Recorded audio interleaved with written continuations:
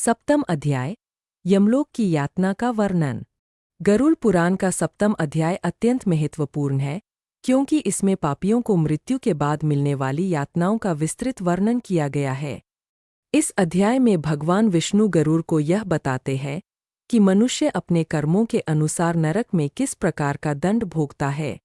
यह अध्याय जीवात्मा को सत्कर्म करने और पापों से दूर रहने की प्रेरणा देता है। एक पाप और दंड का नियम। भगवान विष्णु कहते हैं कि जो प्राणी अपने जीवन में अधर्म, अन्याय, हिंसा, चोरी, व्यभिचार, नशा, झूठ और माता पिता का अनादर करता है, उसे मृत्यु के बाद भयानक नरक में गिरना पड़ता है।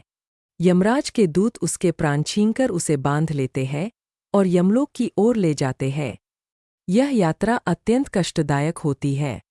मार्ग में आत्मा को तेज धूप, कांटों भरे रास्ते और अग्नि की लपटों से गुजरना पड़ता है। वहाँ कोई जल नहीं, कोई आश्रय नहीं।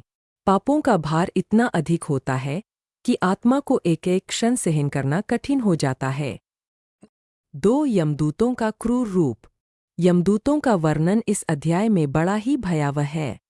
वे काले रंग के, लाल आंखों वाले, दांत बाहर निकले हुए और हाथों में लोहे के भाले तथा कोड़े लिए होते हैं। वे पापी आत्मा को लोहे की जंजीरों से बांधकर घसीटते हुए यमराज के दरबार में ले जाते हैं।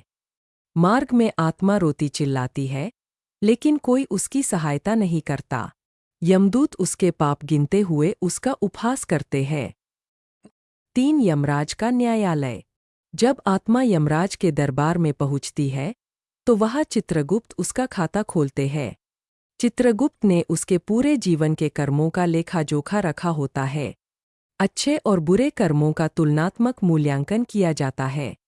यदि पाप अधिक होते हैं, तो यमराज उस आत्मा को विभिन्न नरकों में भेजते हैं, जहां उसे उसके कर्मों के अनुसार दंड दिया जाता है। 4 नरकों का विस्तृत वर्णन। इस अध्याय में कई प्रकार के नरकों का वर्णन किया गया है। प्रत्येक नरक का नाम, स्वरूप और यातना अलग है। कुछ प्रमुख नरक निम्न प्रकार है। रौरव नरक, जहां आत्मा को सांपों के बीच फेंक दिया जाता है। ये सांप उसकी देह को डंसते रहते हैं।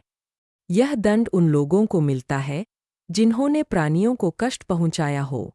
अंधकूप नरक, यह एक गहरा अंधकारमय कुआं है जिसमें पापी आत्मा गिरा दी जाती है और वहां से निकलने का कोई मार्ग नहीं होता।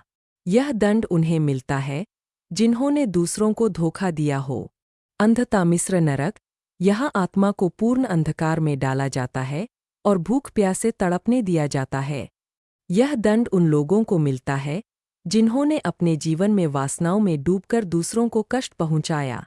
तप्तकुंभ नरक, इसमें आत्मा को उबलते हुए तेल से भरे लोहे के बर्तन में डाल दिया जाता है। यह दंड हत्या, चोरी और व्यभिचार करने वालों को दिया जाता है। सालमली नरक, इस नरक में कांटेदार वृक्षों पर पापी आत्मा को उल्टा लटकाया जाता है। यह दंड अत्याचारियों और पापियों को मिलता है। 5 यातना का उद्देश्य। भगवान विष्णु गरुड़ को समझाते हैं कि ये यातनाएं आत्मा को शुद्ध करने और उसे यह समझाने के लिए दी जाती है कि जीवन में अधर्म करना कितना भयानक परिणाम लाता है। नरक के दुखों को झेलने के बाद ही आत्मा को पुनर्जन्म का अवसर मिलता है। यदि आत्मा अत्यधिक पापी हो, तो वह बार बार दंड भोगती रहती है। 6 सत्कर्म का महत्व। इस अध्याय के अंत में भगवान विष्णु कहते हैं कि मनुष्य को अपने जीवन में हमेशा धर्म, सत्य, दान, अहिंसा और भक्ति का पालन करना चाहिए। जो व्यक्ति सत्कर्म करता है, वह इन नरकों से बचकर स्वर्ग या मोक्ष को प्राप्त करता है। जो गरुड़ पुराण का श्रवण या पाठ करता है, उसके पाप नष्ट होते हैं और वह मृत्यु के बाद यमदूतों की यातना से बच जाता है। सारांश। सप्तम अध्याय पाप और उसके भयानक परिणामों का स्पष्ट चित्रण करता है। यह अध्याय मनुष्य को भयभीत करने के लिए नहीं, बल्कि धर्म का पालन करने और अधर्म से दूर रहने की चेतावनी देने के लिए है। इसमें कर्मों के सिद्धांत और मृत्यु के बाद के जीवन की सच्चाई को समझाया गया है।